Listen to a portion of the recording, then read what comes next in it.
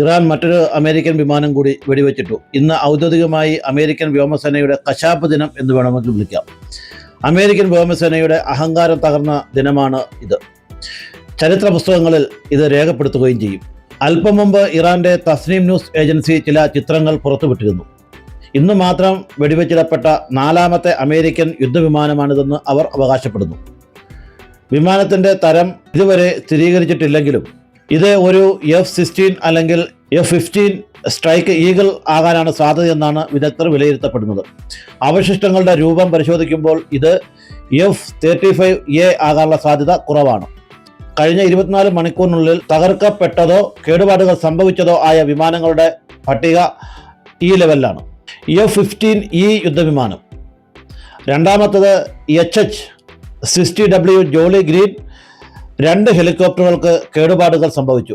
A-10 thunderbolt വിമാനം. ഷിറാസിൽ ഒരു വിംഗ്ലോങ് 2 drone വെടിവെച്ചിട്ടു. മേഖലയിൽ സൗദിക്കും UAEക്കും മാത്രമേ ഈ ഡ്രോൺ ഉള്ളൂ എന്നതാണ് ഇതിൻ്റെ ഒരു പ്രത്യേകത. ഷിറാസിൽ ഒരു MQ-9 ഡ്രോൺ വെടിവെച്ചിട്ടു. ഒരു രക്ഷാദൗത്യത്തിനിടെ മറ്റൊരു MQ-9 ഡ്രോൺ കൂടി നഷ്ടപ്പെട്ടിട്ടുണ്ട്. ഇറാഖിൽ ഒരു F-16 വിമാനം 7700 എന്ന എമർജൻസി നമ്പറിലേക്ക് സന്ദേശം അയച്ചു. 2 KC-135 വിമാനങ്ങൾ അപകടാവസ്ഥ അറിയിച്ച് അടിയന്തര ലാൻഡിങ്ങിനായി 7700 കോഡ് അയച്ചു. ഇതിന് പുറമെ ഇറാനിലെ യാസൂജിനു സമീപം കാണാതായ പൈലറ്റിനെ കണ്ടെത്താൻ അമേരിക്ക നടത്തിയ കമാൻഡോ നീക്കം പരാജയപ്പെട്ടതായും റിപ്പോർട്ടുകളുണ്ട്. ഹെലികോപ്റ്ററുകൾക്ക് നേരെ വെടിവെപ്പുണ്ടായതിനെ തുടർന്ന് അവയ്ക്ക് പിൻവാങ്ങേണ്ടി വന്നു. ബ്രിട്ടീഷ് പത്രമായ ദി ഇൻഡിപെൻഡൻസ് നൽകിയ പ്രസ്താവനയിൽ ട്രംപിന് ഈ സാഹചര്യത്തെക്കുറിച്ച് വ്യക്തമായ വിശദീകരണമൊന്നും നൽകാനായിട്ടില്ല.